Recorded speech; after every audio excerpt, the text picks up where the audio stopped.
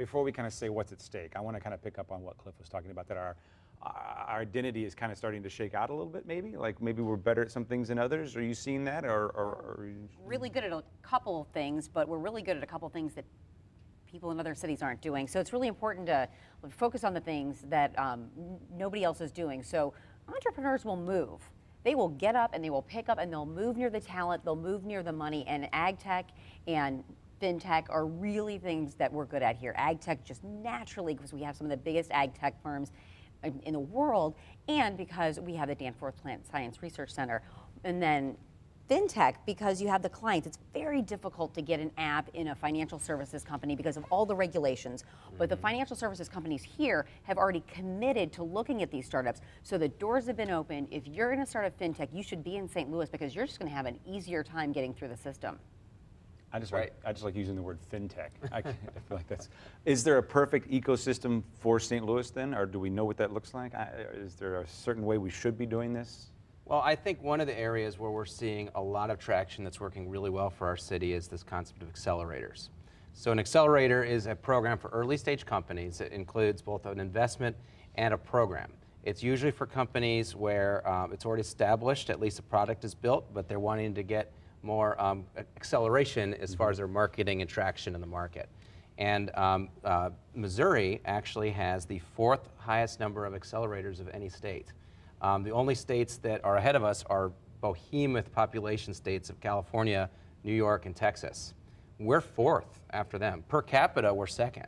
And almost all of those accelerators are in St. Louis, and that survey didn't even count BioGenerator or Arch grants. Oh, wow. So we actually are getting huge traction from these accelerator programs, which are identifying things that we are really good at and are giving reason for entrepreneurs to come to St. Louis, in each case from around the world, to be able to participate in these programs and have the kind of connectivity, the open doors that you have in a city like St. Louis. It isn't so easy in those big metropolises. That's right. It's not easy to call up a CEO, but it's much easier in St. Louis because they'll call you back, or they may know somebody that you have met who will facilitate opening doors and facilitate connections. So the connections happen more rapidly here. It's not that it wouldn't happen, but here they happen more quickly and more easily. Yeah, it's ironic that one of the biggest assets of St. Louis for entrepreneurship is actually the corporate community. We're always asking for more from the corporate community. Has it been that way? Funding would be helpful, but more funding. Sure, right. but the fact is that is an asset that is distinctive, and the reason why it's so unique to St. Louis is I really believe the doors are more open here. You are 1 degree of separation from the most powerful people in some of the largest and most influential companies in the world, and these people really want to help. And there is a Midwestern sensibility into the way business is done in St. Louis, which is not the same to the way business is done in California or New York. And that is something that we're able to package in these accelerator programs, and we're able to market to bring great companies to St. Louis. Were they slow to the game? Has it been that way for a while? No, we literally are the accelerators, are bringing people from around the world. I just met 2 guys from Australia that are participating in the 6:30 Accelerator last night.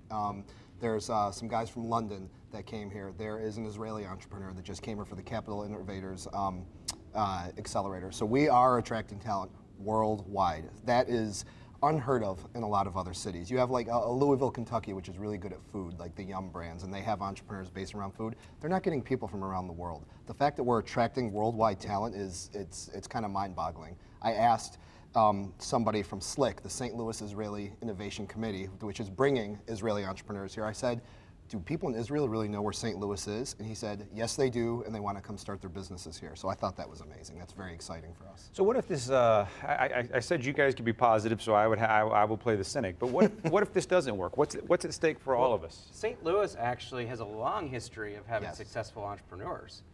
All the large companies we know today started as entrepreneurial firms. I think what is different is that now we really identify as an entrepreneurial community, that there is a subsect of the business community now that sort of brands itself into a culture and a community that is entrepreneurial. And when you create a community and define a culture, it attracts others. So the idea of, well, what if this doesn't work out? I don't really understand the question, because there's always going to be new companies, there's always going to be innovation, there's always going to be people looking to seize opportunity. I think just the thing that's changed in the last few years is that this group has come together and formed its own community rather than just being part of the general business community. So you said the word brand, and you mentioned worldwide knowledge of St. Louis. So forgive me, I do not mean to be insensitive at all, but have the issues that we've been struggling with very publicly over the last 3 months, is that a factor in any of this conversation when you're talking to folks from outside of town? Yes, Ferguson, obviously, you're referring to. That is a big deal. Global Hack, which is the weekend accelerator that gives $50,000 to the winners for 48 hours worth of work, is being held in Ferguson because the guys behind it, Travis Sheridan is one of those co-founders, they want to show that we are more than just a bunch of entrepreneurs that are in their own bubble, like you hear about in San Francisco with the Google bus and all that nonsense. We actually care. We're civically engaged here. We'd like to see our city do well, and Global Hack is going to be proof of that. They're going to hold a hackathon right in Ferguson, and the winners are going to win $50,000 for participating. So we're doing a good job. Every city has its own challenges, but I think we're addressing it. I think it's a part of the story. I mean, I think the important part of Ferguson is to talk about what led to it. And one of the most important things about the things that are going on in entrepreneurship is that the community is actively trying to make it inclusive. I think you see that with Global Hack, actively going into Ferguson to hold their event, and with Diversify Us naturally winning Startup Weekend, that there's a real effort being made to be inclusive, and I think that's part of the St. Louis story. You know, it's definitely unfortunate that St. Louis has become the battleground for some very difficult issues that are very real and happen in every city in America. And I don't believe St. Louis is in too worse or too better of a situation than most cities when it comes to the issues at hand in Ferguson.